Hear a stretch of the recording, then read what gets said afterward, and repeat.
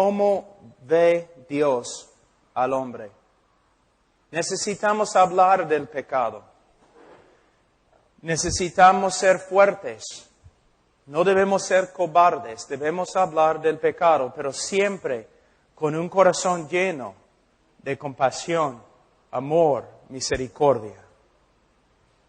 Hablamos ayer del Evangelio.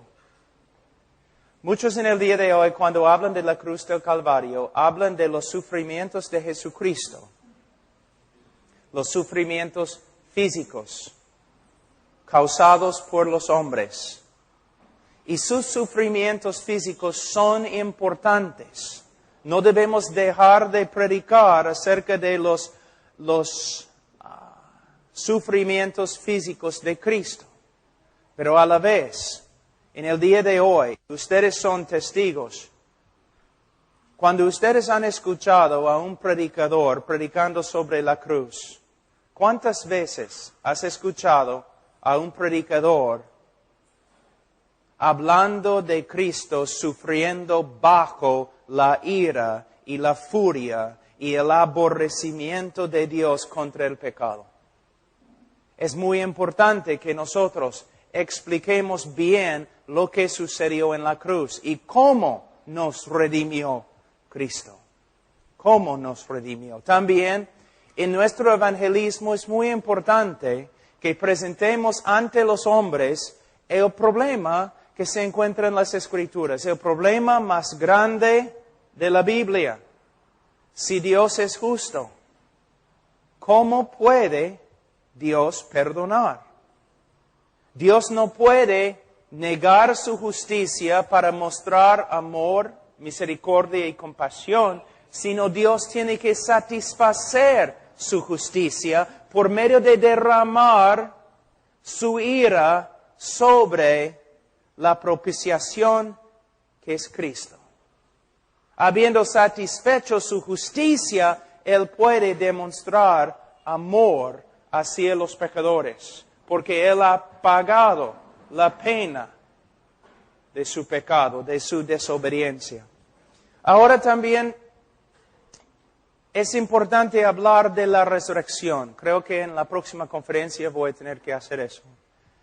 Debemos enfatizar que Cristo no solamente murió, sino también resucitó, y el significado de la resurrección. Se puede escribir libro tras libro tras libro con respecto a la resurrección de Cristo. Pero con respecto al Evangelio y la predicación del Evangelio a un pecador, es importante enfatizar que la resurrección de Jesucristo fue la señal, la evidencia pública de su Padre, que su Padre había aceptado su sacrificio como paga por nuestro pecado. Ahora, después de predicar el Evangelio, ¿qué debemos hacer? Con una pasión fuerte, con una sinceridad genuina, debemos rogar, como dice el apóstol Pablo, a los hombres para que se arrepientan y crean en el Evangelio.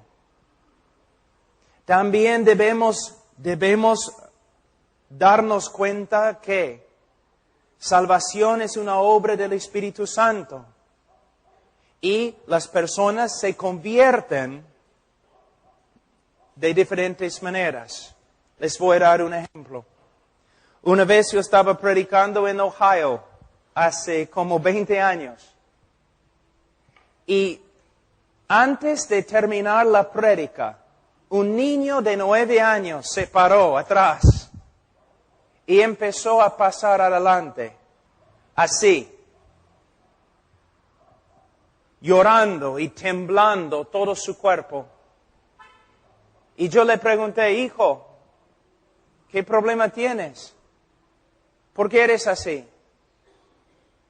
Él dijo, ¿es posible que un Dios santo puede perdonar a un pecador como yo? Niño, tienes 9 años. ¿Qué has hecho? Desobedecí a mi madre.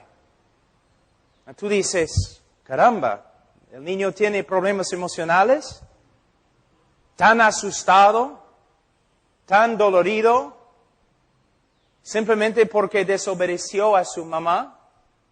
Lo que tienes que entender es que todo pecado es pecado grave. El Espíritu Santo estaba usando su rebeldía contra su madre para mostrarle que era pecador y que merecía el infierno. El Espíritu estaba obrando dentro de su corazón, exponiendo la maldad que estaba allí dentro. Casi inmediatamente después de hablar con él, él clamó al Señor, a solas, no una repetición de una oración. Él clamó al Señor, Señor, sálvame. Pasamos por varios versículos, promesas de la salvación. Salió esa noche diciendo el Señor, me ha salvado, me ha librado de mis pecados. Tú dices, gloria a Dios, un éxito. No mencioné una parte importante, quizás la parte más importante. La mayoría de los evangelistas dicen a la gente, si tú crees en el Señor serás salvo. La persona clama al Señor y siente en su corazón que el Señor le ha salvado. Pero no es suficiente. Debemos también advertir a los que confiesen a Cristo con nosotros. ¿Qué debemos hacer? Vamos a volver a este niño. Después, cuando él me dijo, Cristo me ha salvado, estoy seguro, yo le dije, niño, si de verdad esta noche te has arrepentido y has creído en Cristo, Él te ha salvado, de verdad. Porque somos salvos por medio de la fe. Gloria a Dios. Si esta noche has creído en Él, eres salvo. Pero niño, va a haber evidencias de la salvación genuina. No me importa lo que tú sientas en tu corazón esta noche, si tú sales de esta puerta, la puerta de esta iglesia esta noche, y tu vida no empieza a cambiar, no has recibido nada aquí esta noche. La evidencia de la salvación genuina, la conversión genuina, es que va a continuar. Y el que comenzó en ti la buena obra, la va a perfeccionar. ¿Qué pasa en la mayoría de las campañas aquí en Perú? Un montón de gente pasa adelante, tienen que firmar una tarjeta o algo. Muchas veces reciben 5 minutos de consejería. Repite esta oración, ya eres salvo. Regresan a sus casas, no crecen, no vuelven a la iglesia, pero como los católicos bautizados como infantes, estos nuevos evangélicos se creen salvos. ¿Por qué? Una autoridad religiosa ha declarado salvación sobre ellos. Tenemos que advertir a los que confiesen a Cristo con nosotros. Si tu vida no empieza a cambiar, no hay ninguna evidencia de que de verdad te has convertido. En el discipulado, por supuesto, tenemos que explicar que el creyente verdadero todavía peca. Tiene que luchar contra la carne, tiene que luchar contra el mundo, contra el diablo. A veces la vida cristiana es una lucha muy dura. También tenemos que enseñar en discipulado que un creyente verdadero puede caer, pero no hay tal cosa como creyente carnal, que vive en carnalidad toda su vida. Pero es lo que se enseña aquí en Perú. Yo viví acá en Perú. Una vez que una persona ha tomado su decisión, todos están seguros que es salvo. El pastor, él puede vivir como el diablo, pero es salvo. Solamente es carnal. No es lo que la Escritura enseña. La Escritura enseña en Hebreos capítulo 12, versículos 5 a 11, que si una persona de verdad es hijo de Dios, no solamente Dios va a obrar en su vida para que crezca, sino también Dios como Padre le va a disciplinar, le va a entrenar, le va a enseñar. ¿Debemos hacer evangelismo? A veces personas me preguntan, Pablo, ¿estás en contra del evangelismo? Y siempre respondo, sí y no. No estoy en contra del evangelismo bíblico. Estoy en contra del evangelismo contemporáneo. Hermanos,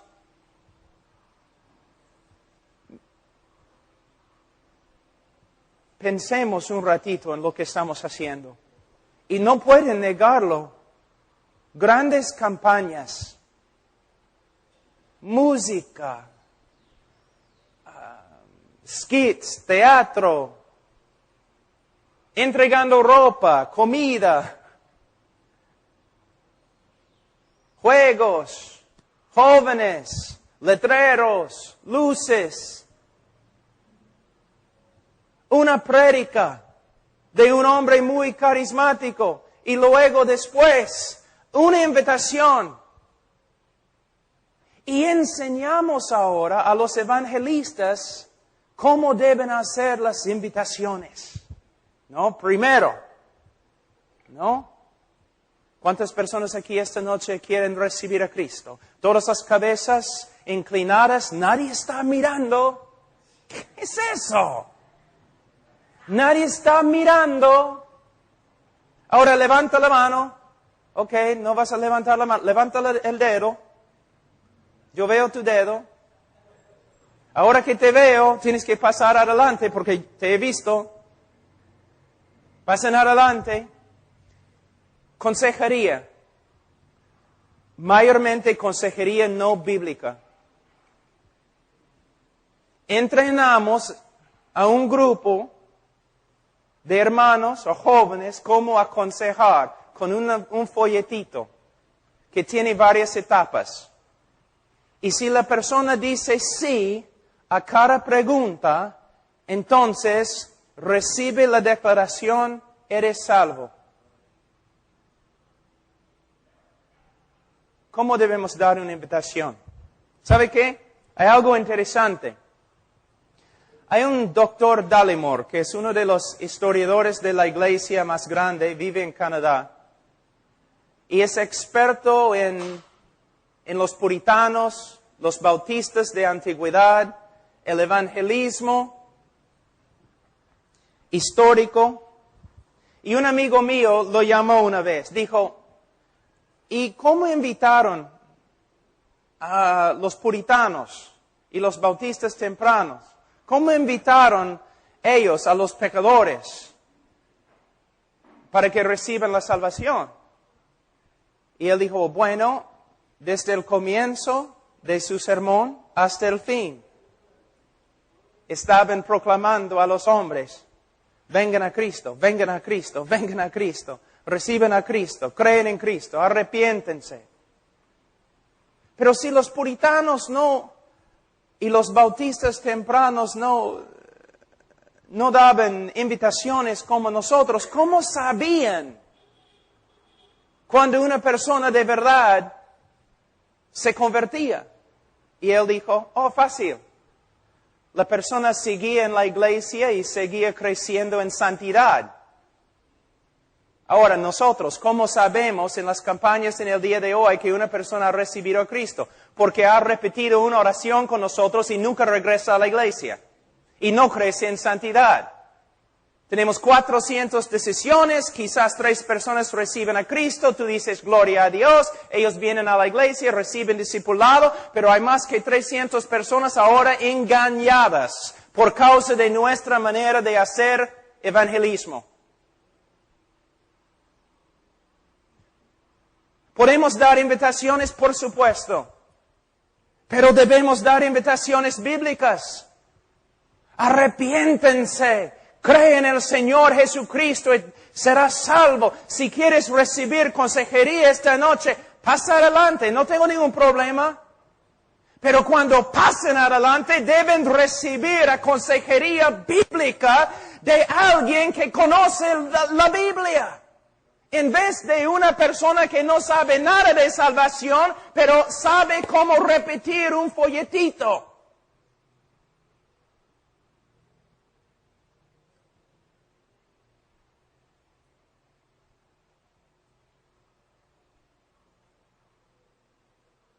Así. La Iglesia Católica aconseja a sus miembros acerca de la salvación y cómo puede una persona saber que es salvo. No, nunca. Ellos asumen que todos los miembros en su iglesia, todos los católicos son salvos. Es lo que asumen. Es lo mismo con los evangélicos en el día de hoy. Después de repetir una oración, asumimos que la persona es salva. Pero los bautistas tempranos no eran así. Para nada. El apóstol Pablo no era así. Cuando una persona, mira, en la iglesia a veces, el predicador da una invitación, una persona pasa adelante. La persona habla quizás 2-3 minutos con una persona mientras el pastor está hablando y la música está siendo tocada. Después de 5 minutos de consejería, el pastor baja y dice, ven acá, hermano. Y presenta a la persona, mira, tenemos un nuevo hermano, es parte de nuestra familia, es creyente ahora, va a ir al cielo. Después de 5 minutos de consejería, pastor, ¿tú puedes decir todo eso? Y el problema es, y nunca jamás vas a tocar el tema. Es salvo. Ahora hay que discipularlo. Es la razón por la cual estamos discipulando un montón de personas que no son ovejas. Y por esta causa el discipulado no funciona. ¿No sería mejor, pastor, dar una invitación con pasión? Si quieres ser salvo, ven a Cristo, arrepiéntete, cree en el Señor Jesucristo y serás salvo. Si necesitas consejería, pasa adelante. Y de ahí, pasar mucho tiempo con esta persona. Y si quieres presentar a la persona a la iglesia, quizás sería mejor presentar a la persona de esta manera. Esta noche, este hombre ha venido, ha confesado a Cristo Jesús como su Señor y Salvador. Gloria a Dios. De verdad, si esta noche Él se ha arrepentido y ha creído el Evangelio, es salvo. Pero en nuestra iglesia amamos a los hombres. Y nosotros queremos tener bastante cuidado con su salvación. Entonces, en las semanas que vienen vamos a estar entrando en tiempo de estudio con este hombre para asegurar bíblicamente, para que él venga a tener una seguridad bíblica con respecto a su salvación. Y lo vamos a presentar a la iglesia como hermano bíblicamente en su bautismo. En su bautismo. Y también vamos a predicar a la iglesia, miembros de la iglesia, tienen que darse cuenta. Muchos de ustedes han confesado a Cristo como Señor y Salvador. Muchos de ustedes han sido bautizados, pero muchos de ustedes no viven como creyentes, no crecen. No crecen en la madurez, no crecen en conformidad a Cristo. Deben entender que puede ser posible que no hayan recibido a Cristo, que no conocen a Cristo. Tenemos que examinar nuestras vidas. Tenemos que probar nuestras vidas a la luz de las Escrituras. Como dice Pablo en 2 Corintios capítulo 13, versículo 5. Hermanos, no podemos simplemente asumir que una persona es cristiana simplemente porque una vez en su vida repitió una oración con nosotros. No es bíblico. No es bíblico. Como dije, una ilustración en la primera prédica. A veces, una persona pasa adelante y de verdad el Señor ha obrado en su corazón. Se ha arrepentido, ha creído.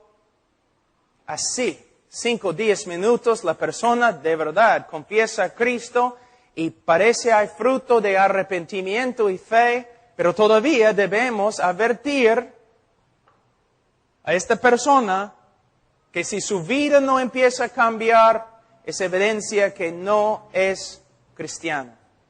Pero también hay personas que van a venir preguntando, buscando consejería,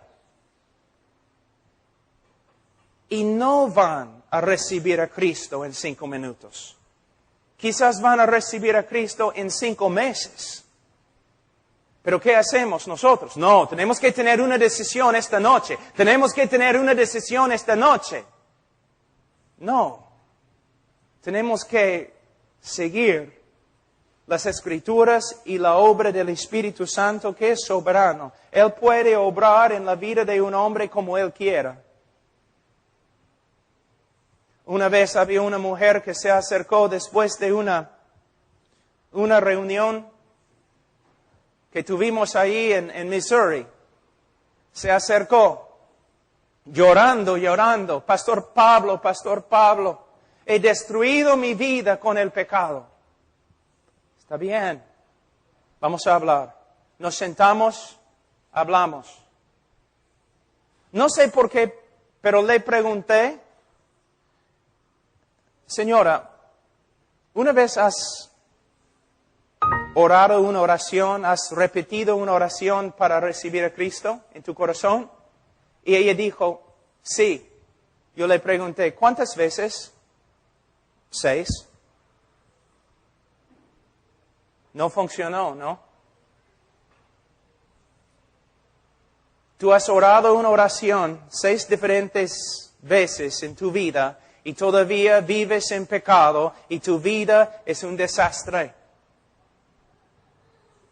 Pastor Pablo, ¿qué debo hacer? Bueno, debes arrepentirte y creer el Evangelio. Pero ¿cómo puedo hacerlo? Solo Dios.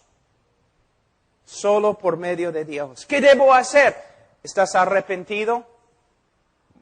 Bueno, me da miedo porque no tengo arrepentimiento. ¿Crees? Bueno, yo sé que es el Hijo de Dios, pero no dependo de Él. Yo no entiendo. Entonces pasamos por las Escrituras. Al final yo le dije, señora, vete a tu casa. Pero pastor, tengo tanto miedo. Que bien, vete a tu casa. Métete en tu cuarto y busca al Señor hasta que te salve. Se fue a su casa, regresó la próxima noche y dijo, regresó como un desastre. Y ella dijo, busqué al Señor toda la noche, no tengo paz. Mujer, yo no te puedo dar paz. Yo no te puedo dar paz. Pero Pastor Pablo, estás pensando, ¿por qué no ores con ella? 6 pastores ya han orado con ella. Y no le ayudó. Pastor, ¿qué hago? ¿Todavía no tienes paz? No. ¿Todavía no tienes seguridad de salvación? No. Vete a tu casa. ¿Y qué hago? Busca al Señor hasta que te salve. La próxima noche su papá estaba en la iglesia, estábamos allí orando antes del servicio, antes del culto, estábamos orando, la música empezó, entonces él se fue a su asiento y yo regresé a la primera fila. Yo estaba orando, llorando, Señor, salva esa mujer. Y de repente sentí que alguien se sentó a mi lado. Abrí mis ojos, la mujer, con un gozo como ni puedo describir. Yo le pregunté, ¿y qué pasó? Anoche busqué al Señor casi toda la noche. Por fin caí en sueño. Yo no podía más. Pero esta mañana, cuando me desperté, el momento que empecé a buscar al Señor, Él confirmó con el Espíritu Santo todas las promesas acerca de salvación que yo estaba leyendo. Y el Espíritu Santo testificó a mi corazón que ahora soy hija de Dios. Es el poder de Dios en la salvación en vez de un rito evangélico. Hemos reducido el Evangelio de Jesucristo a nada más que debes tomar tu decisión. ¿Y sabe qué? Es la idolatría de decisionismo. Yo puedo ir a muchos de tus convertidos, las personas que se han convertido contigo. Yo puedo ir a ellos. Yo puedo preguntarles, ¿y si murieres ahora mismo, dónde irías? ¿Al cielo? ¿Por qué? Tomé mi decisión. Tomé mi decisión. Están confiando en la sinceridad de su decisión. La respuesta correcta es, estoy confiando en Cristo. Estoy mirando a Cristo. Cristo murió por mí. En Él confío. Él ha obrado en mi corazón. Me ha cambiado. Soy una nueva criatura. Mira cómo es nuestro evangelismo en el día de hoy. Hermanos, después de casi 25 años predicando, estoy harto con lo que veo. Y yo sé que muchos están enojados conmigo. Eso no me agrada, pero no voy a retroceder. En mis propias campañas, en grandes auditorios, muchas personas tomando su decisión, pero que nunca caminan con Cristo. Ni vuelven a la iglesia, o vuelven a la iglesia, pero fuera de la iglesia viven como cristianos carnales. Hermanos, el Evangelio es el mensaje más precioso que existe. Cristo murió por los hombres. No podemos reducir este mensaje tan importante a algunas leyes espirituales o 4 o 5 cosas que Dios quiere que sepas. Tampoco podemos invitar a los hombres a Cristo de una manera no bíblica. Arrepiéntete, cree. Pero, pastor, ¿qué significa arrepentirme? Abrimos la Biblia, explicamos lo que sucede bíblicamente cuando una persona se arrepiente. Porque no debemos usar palabras que no podemos explicar, definir. No debemos dar un mandamiento a los incrédulos que no explicamos. Pastor, ¿cómo sé si me he arrepentido? Y cree el Evangelio. Pero pastor, ¿qué significa? De nuevo, abriendo la Biblia, explicando.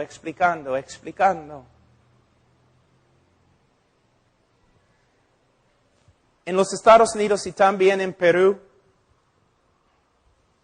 he escuchado muchas veces líderes diciendo, tenemos que discipular más. De verdad, tenemos que discipular más. ¿Por qué? Porque tenemos tantas personas saliendo de la iglesia como personas entrando en la iglesia. Y la razón por la cual las personas están saliendo es porque no están recibiendo discipulado. No es lo que dice la Biblia. ¿Qué dice Primera de Juan?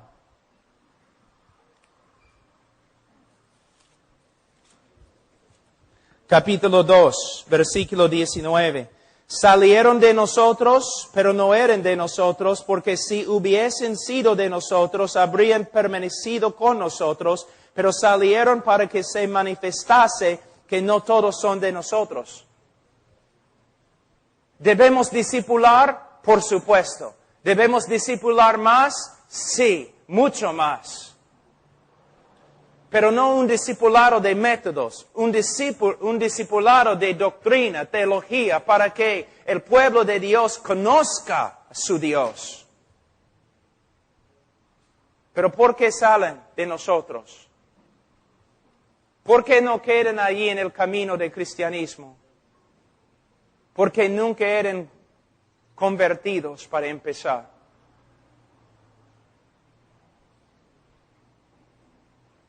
La razón por la cual nuestros convertidos son tan carnales es porque son carnales. Nunca han sido convertidos. De verdad, nunca han tenido la oportunidad, porque el mensaje que predicamos muchas veces no es el Evangelio. La invitación que damos es muy superficial y nunca damos advertencias acerca de cómo uno puede tener una seguridad bíblica de la salvación.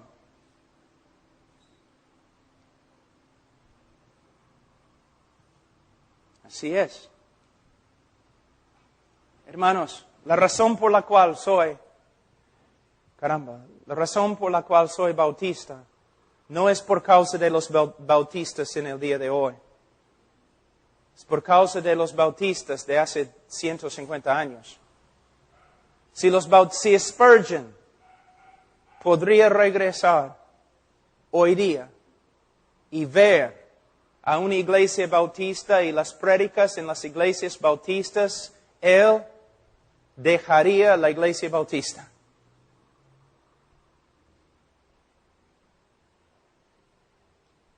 Hemos cambiado. Somos más influenciados por la psicología y la ideología de este mundo que las Escrituras. No podemos seguir el pragmatismo.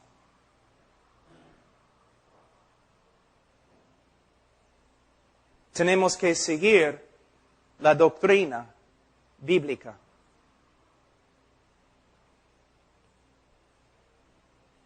¿Tuviste 400 personas convertidas en tu campaña? ¿Qué hiciste? ¿Qué método usaste? ¿Qué tipo de música tocaste? ¿Dónde colocaste las luces?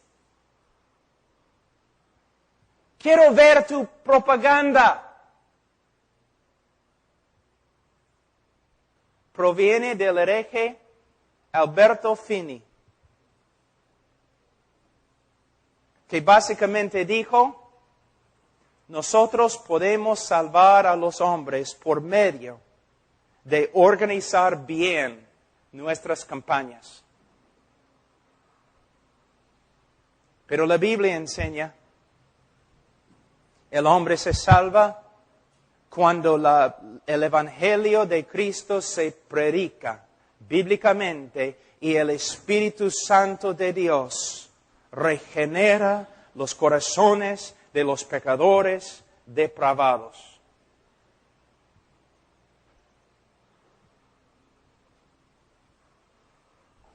Es mi última prédica.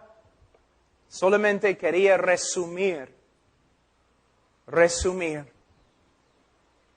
Pero quiero terminar en 2 Corintios, capítulo 13.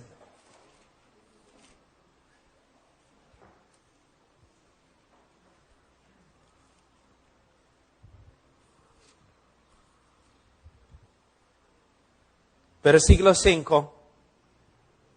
Muchos en la iglesia en Corinto no andaban bien. Fíjate que ni una vez Pablo les pregunta, ¿había un tiempo en la vida de ustedes que oraron para recibir a Cristo? Ni una vez. Pero él dice lo siguiente: examinaos a vosotros mismos si estáis en la fe. Probaos a vosotros mismos. ¿O no os conocéis a vosotros mismos que Jesucristo está en vosotros, a menos que estéis reprobados? 2 Corintios 3 y 5. Pastor, con los supuestos hermanos en tu iglesia, ¿cuándo es la última vez que fuiste a uno de ellos usando este texto? Hermano, tú confesaste a Cristo. Hermano, fuiste bautizado. Hermano, te has identificado con nuestra iglesia, pero ahora estás viviendo como un incrédulo. Es posible que eres un incrédulo. Vamos a sentarnos, principalmente con el libro de 1 de Juan. Vamos a sentarnos. Necesitas examinarte a la luz de las Escrituras, porque en 1 de Juan encontramos varias evidencias de un creyente verdadero. Hermano, por favor, es posible que ni eres salvo. No, mayormente los pastores van a los hermanos, miembros que están viviendo como el diablo, y van diciendo lo siguiente: hermano, eres cristiano, entonces debes portarte como un cristiano.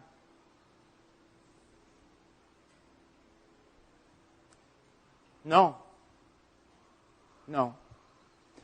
Tengo una pregunta. ¿Cuántos de ustedes, levanten la mano,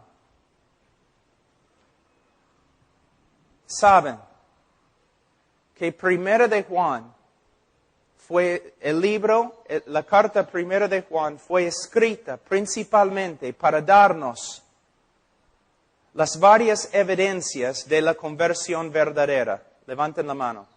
No mienten, simplemente levanten la mano.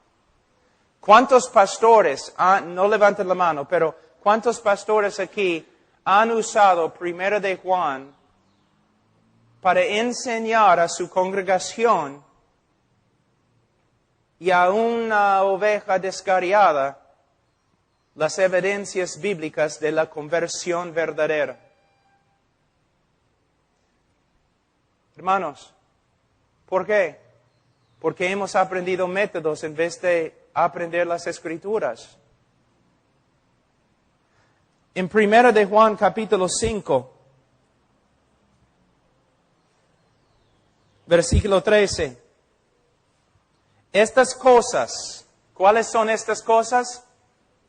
1 de Juan. Estas cosas os he escrito a vosotros, a la iglesia, que creéis en el nombre del Hijo de Dios, para que sepáis que tenéis vida eterna. Hermanos, a través de la historia de los bautistas, de los presbiterianos, congregacionalistas, aún metodistas, a través de la historia de las iglesias bíblicas, en los últimos, 100, 200, 300, 400 años. Este libro fue escrito, fue enseñado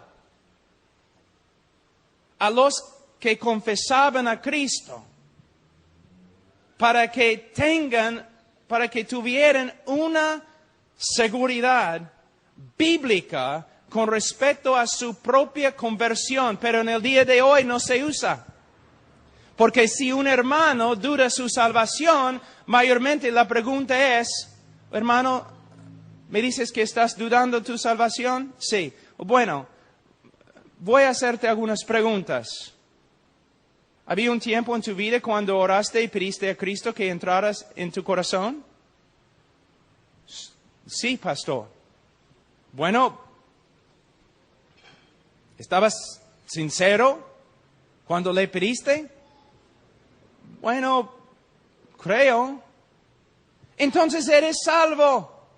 Es el diablo que te está molestando. ¿Cuántas veces has usado este método? Es el diablo que te está molestando. ¿Dónde aprendiste esto? De otra persona, pero tienes que preguntarle a él, ¿dónde aprendiste esto? Porque no se encuentra en la Biblia. Cuando una persona viene y dice, tengo dudas con respecto a mi salvación, ¿qué debemos hacer? Debemos ser bíblicos. Debemos ir a 1 de Juan y decir, mira, esta carta fue escrita para que una persona tenga la evidencia bíblica de la salvación. Para que una persona pueda tener una seguridad bíblica de la salvación. Entonces vamos a pasar por todo el libro y tú vas a examinar tu vida a la luz de este libro. Pero este libro, como el Evangelio mismo, ha sido olvidado, abandonado, ha sido puesto a un lado y no se usa en el día de hoy. Por eso nuestro evangelismo es tan superficial y tenemos un montón de conversos que no son conversos. Pablo, ¿por qué hablas con tanta pasión? Porque estamos hablando de las almas de personas engañadas, muchas veces por nosotros que predicamos el evangelio. Mira cómo hemos reducido el evangelio de esta forma. ¿Quieres ir al cielo? ¿Sabes que eres pecador? Sí. ¿Quieres ir al cielo? Sí. Entonces repites esta oración. Ok. Ellos repiten la oración. ¿Fuiste sincero cuando oraste? Bueno, creo. Entonces eres salvo. Si dudas tu salvación, estás dudando a Cristo porque Él dice que eres salvo. Luego, una persona viene. No sé si soy salvo, pero ¿pediste a Cristo que entrara en tu corazón? Sí. Bueno, ¿fuiste sincero cuando oraste? Creo que sí. Entonces eres salvo. El diablo está molestándote. El Espíritu Santo es lo mismo. ¿Cómo puede una persona vivir lleno del Espíritu Santo?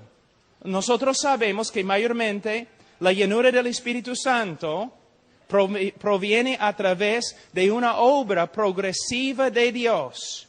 Él obra en nuestra vida poco a poco conformándonos a Cristo y nosotros nos entreguemos más y más al Espíritu de Dios.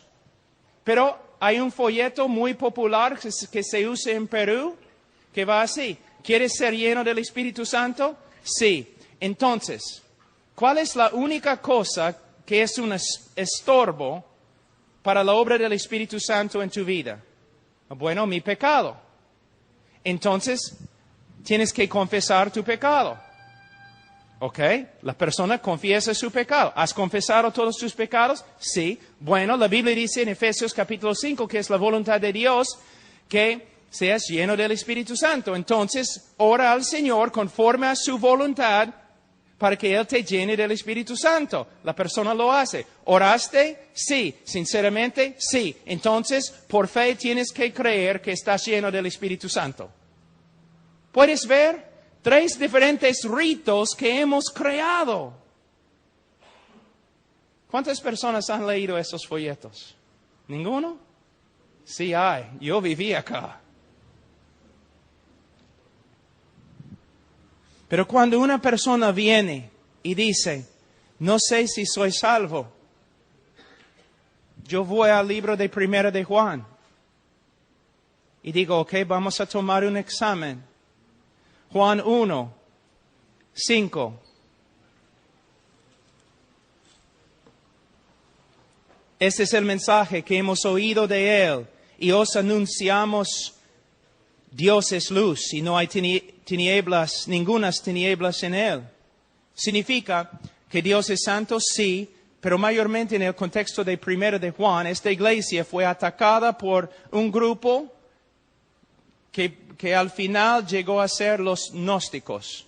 Y ellos enseñaron que Dios era un Dios esotérico, oscuro, y nadie podía conocer a Dios y nadie podía conocer su voluntad. Pero Juan está diciendo no. Él está diciendo Dios es luz. ¿Qué significa? Dios ha revelado su carácter y ha revelado su voluntad a nosotros. Él nos ha mostrado quién es y lo que quiere. Él sigue en versículo 6. Si decimos que tenemos comunión con Él, si decimos que somos cristianos y andamos en tinieblas, mentimos y no practicamos la verdad.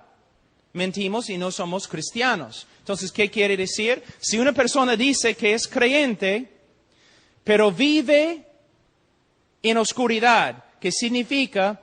Vive de una manera que contradice lo que sabemos de Dios y contradice lo que sabemos de la voluntad de Dios. Él es mentiroso cuando dice que es cristiano. La palabra andar es muy importante en el griego. La palabra andar es pateo. Pateo. Aquí es peripateo. Significa andar por todos lados. Una persona... ¿Un cristiano peca? Sí, puede pecar. Pero hay una diferencia entre un creyente que peca y lucha contra el pecado y un creyente cuyo estilo de vida es un estilo de caminar en pecado, practicar el pecado. Y lo que él está diciendo aquí es cualquier persona que se dice cristiano, pero su estilo de vida, cuando mires su vida, muchos meses o años, su estilo de vida contradice lo que Dios ha revelado acerca de sí mismo, contradice lo que Dios ha revelado acerca de su voluntad. La persona es mentiroso cuando dice que es creyente. La segunda prueba, en capítulo 1, versículo 8, si decimos que no tenemos pecado, nos engañamos a nosotros mismos y la verdad no está en nosotros. Versículo 10, si decimos que no hemos pecado, le hacemos a Él mentiroso y su palabra no está en nosotros. Si negamos que tengamos pecado, no somos cristianos. ¿Qué quiere decir? Una de las marcas o evidencias más grandes del cristianismo no es perfeccionismo. Una de las evidencias más grandes de que uno es cristiano es que él es sensible al pecado en su vida. Y cuando peca, el Espíritu Santo le convence de su pecado y él se arrepiente y él confiesa su pecado. No puede vivir con pecado escondido en su corazón. Por un tiempo, quizás, pero como un estilo de vida, jamás. ¿No es interesante, pastores, que muchas veces las personas más entregadas en tu iglesia son los que más confiesen su pecado? ¿Y los hombres más carnales en tu iglesia nunca se preocupen por su pecado? ¿No es interesante? Una vez, pastor, has predicado y el Espíritu Santo ha obrado y personas comienzan a quebrantarse con respecto a su pecado en la iglesia. ¿No es interesante que casi siempre las personas que se quebrantan son las personas más dedicadas a la obra? Y los miembros más mundanos se sienten allí tranquilos. Es la diferencia entre un creyente y no creyente.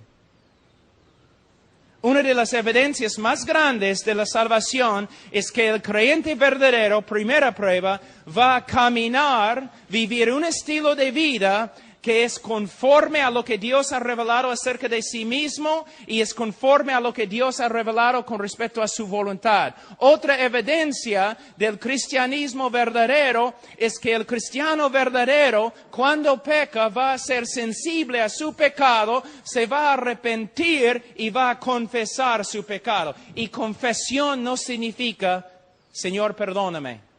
Eso no es confesión. Señor, perdóname, cada noche, ¿no? Antes de dormir, perdóname, si he hecho algo. Hermano, pregúntame, ¿has hecho algo? Si he hecho algo, perdóname. Eso no es confesión. La palabra confesión proviene de la palabra griega homologeo, que significa hablar lo mismo. Confesión es cuando el Espíritu Santo, a través de la palabra de Dios o a través de un hermano, el Espíritu Santo te muestra que has pecado un pecado específico. Por ejemplo, te has enojado con un hermano. El Espíritu Santo, por medio de su palabra, te muestra que te has enojado contra un hermano. Confesión es cuando tú dices, Señor, lo que tú dices acerca de mí es verdad. Estoy de acuerdo contigo. Tú dices que me he enojado con un hermano. Tienes razón. Yo confieso, he pecado. Me he enojado con un hermano. Perdóname. Y vas al hermano y pides perdón también. Entonces, una vida marcada por la voluntad de Dios, conformidad al carácter de Dios y una vida sensible al pecado. Otro que es muy importante, versículo 6 de capítulo 2, otra prueba. El que dice que permanece en Él debe andar como Él anduvo. Tú dices, entonces todos nosotros vamos a ir al infierno, porque ¿quién anda como Cristo anduvo? Lo que está diciendo es lo siguiente. Una ilustración, cuando yo era niño, mi papá era grande, yo lo respetaba bastante, yo quería ser como él. Y él caminaba por la nieve, así, llevando comida a los animales, porque vivimos allí en el rancho, y él caminaba así. Era un hombre muy grande. Y él dejó sus huellas allí en la nieve. Y yo era un chibolo de ese tamaño, pero yo quería ser igual a mi papá. Entonces yo trataba de poner mi pie en sus huellas, ¿no? Yo estaba ahí caminando como una araña borracha o algo. Todos podían mirarme y burlarse de mí. Tú no puedes caminar como tu papá, pero no había ninguna duda que el deseo más grande de mi corazón era caminar como mi papá. Cuando alguien mira tu vida, ¿pueden ver que el deseo más grande en tu vida es ser como Cristo? ¿O quieres ser como estos mundanos, supuestamente exitosos en este mundo? ¿Se nota una realidad en tu vida, un deseo de ser conforme a la persona de Cristo? Otra prueba. Capítulo 2. Hemos pasado por alto una prueba. Capítulo 2. Versículo 3. En esto sabemos que nosotros le conocemos. ¿Cómo podemos saber que de verdad conocemos a Cristo? Él nos dice, si guardamos sus mandamientos. El que dice, yo le conozco, yo soy creyente también. El que dice, yo le conozco y no guarda sus mandamientos, el tal es mentiroso y la verdad no está en él. Ahora, ¿qué significa? Porque acabamos de aprender que el cristiano verdadero peca.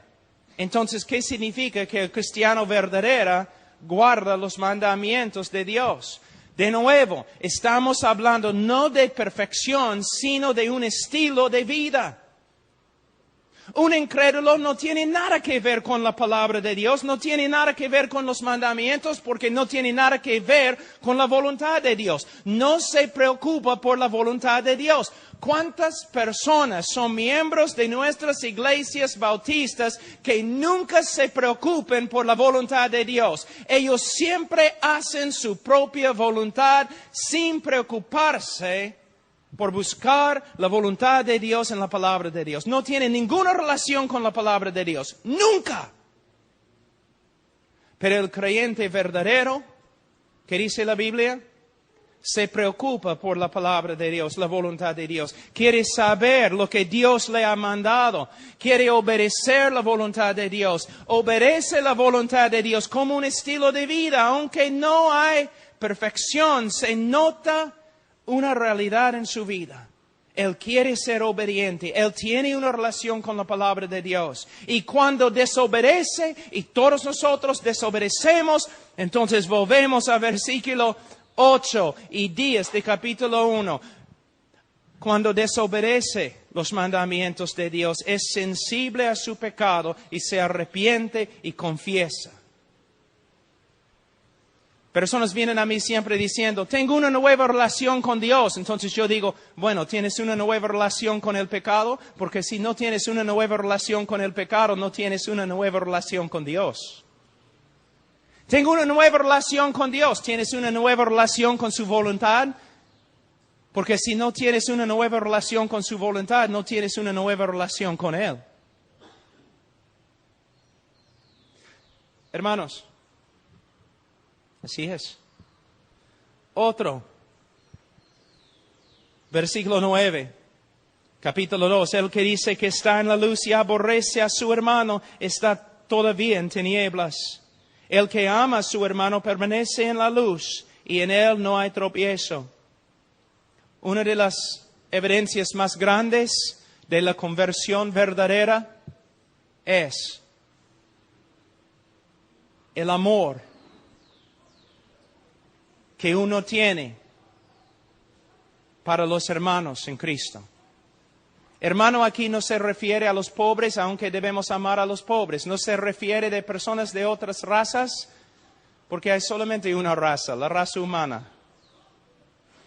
Es una referencia a los creyentes. Una de las evidencias más grandes de la conversión es que vas a querer estar con los creyentes, amándoles y demostrando tu amor por medio de servirles. La persona que dice, sí, soy cristiano, pero no voy a la iglesia porque la iglesia está llena de hipócritas, esta persona está haciendo la obra de su padre, Satanás, el acusador de los hermanos. Porque si de verdad los hermanos no están andando bien, un hermano verdadero que los ama va a ir a ellos y ministrarles para que se arrepientan. Una de las marcas, características más grandes del cristianismo es el amor que tenemos para los hermanos. Ahora, hemos pasado por 1 capítulo y medio y vamos a terminar. Tenemos 5 capítulos de pruebas. Es el estándar bíblico.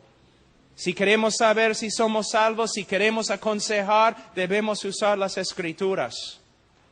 No un folletito escrito en los Estados Unidos.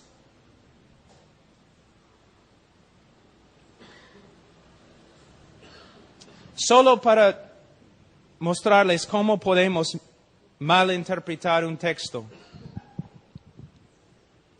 La Biblia dice que debemos amar a los hermanos. El que no ama a los hermanos demuestra que no es creyente.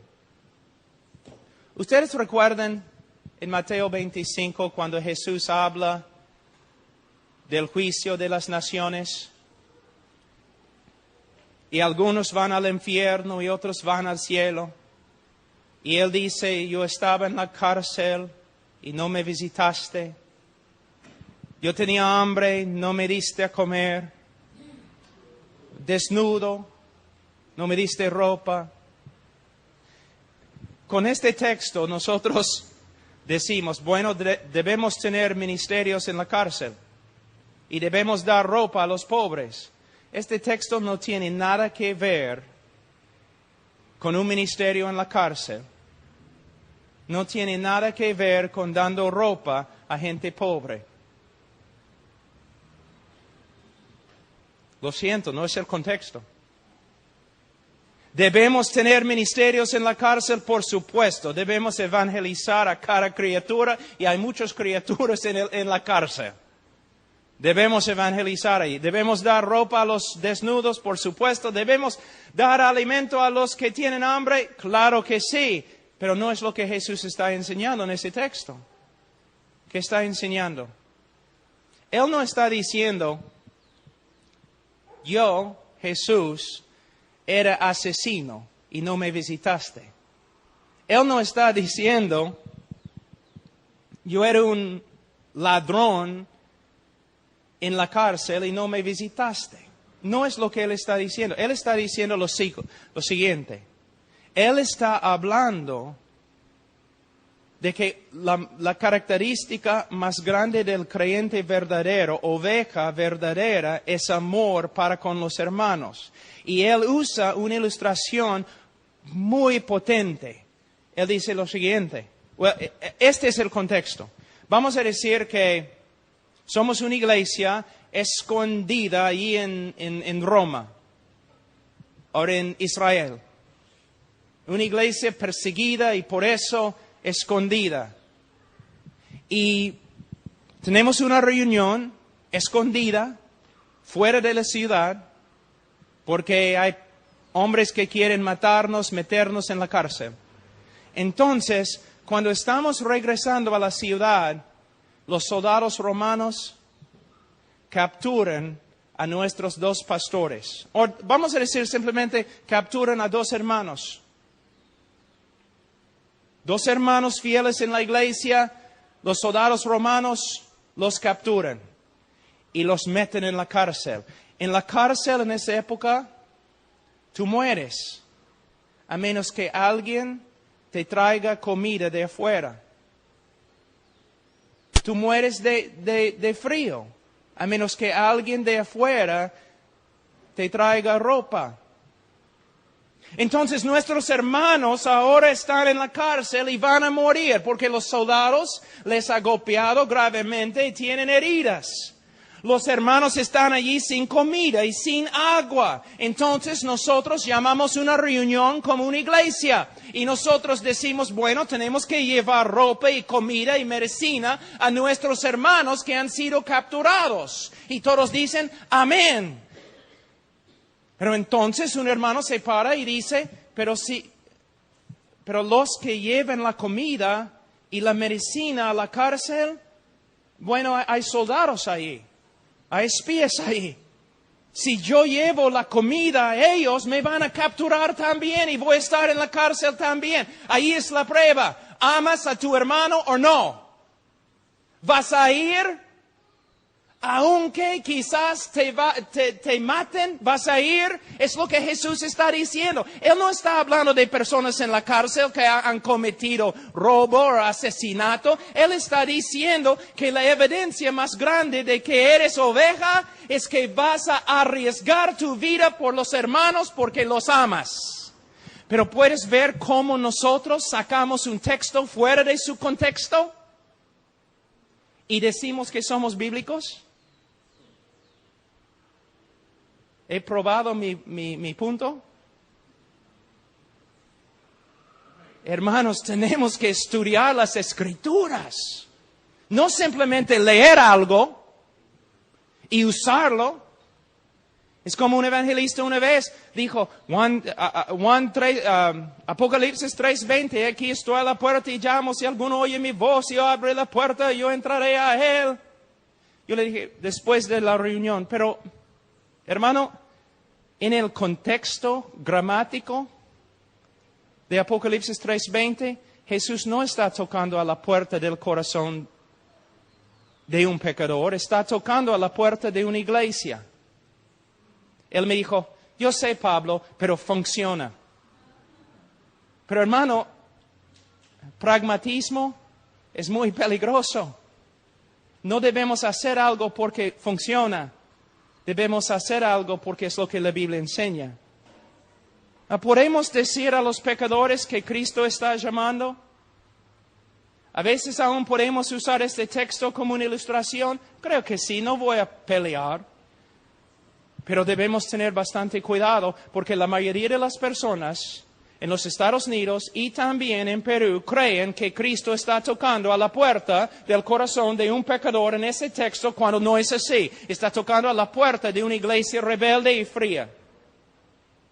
¿Ves? No tenemos el derecho de torcer las Escrituras simplemente porque funciona. Oremos.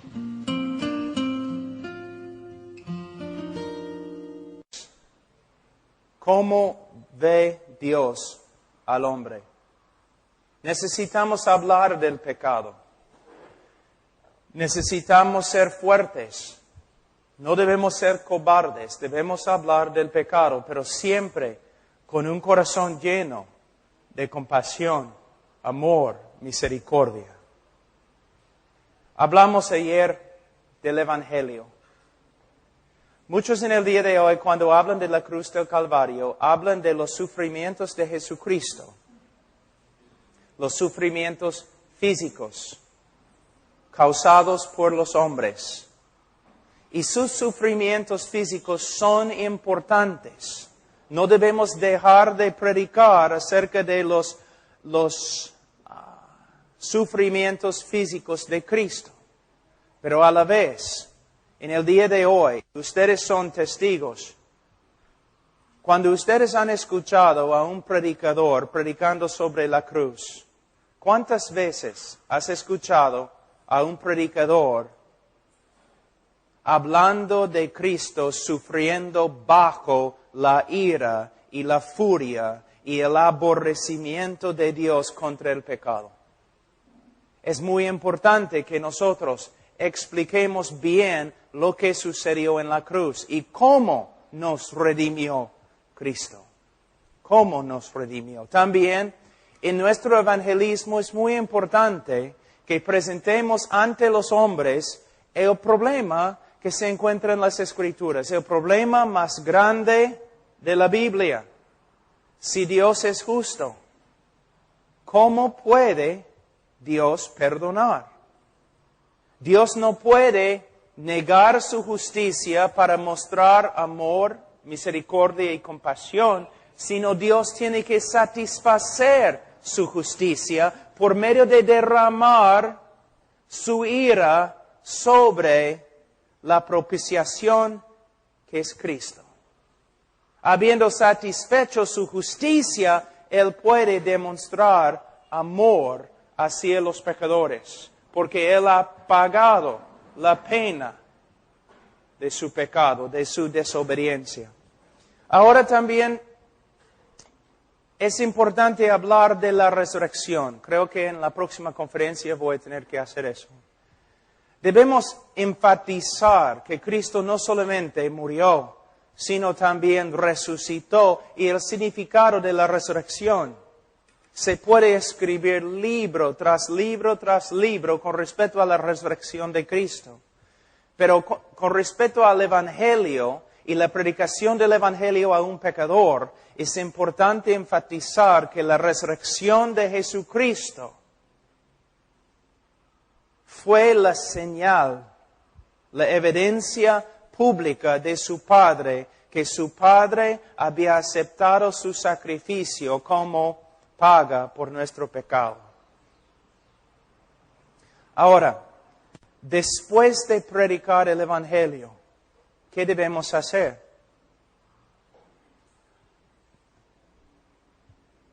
Con una pasión fuerte, con una sinceridad genuina, debemos rogar, como dice el apóstol Pablo, a los hombres para que se arrepientan y crean en el Evangelio. También debemos darnos cuenta que salvación es una obra del Espíritu Santo y las personas se convierten de diferentes maneras. Les voy a dar un ejemplo. Una vez yo estaba predicando en Ohio, hace como 20 años. Y antes de terminar la prédica, un niño de 9 años se paró atrás y empezó a pasar adelante.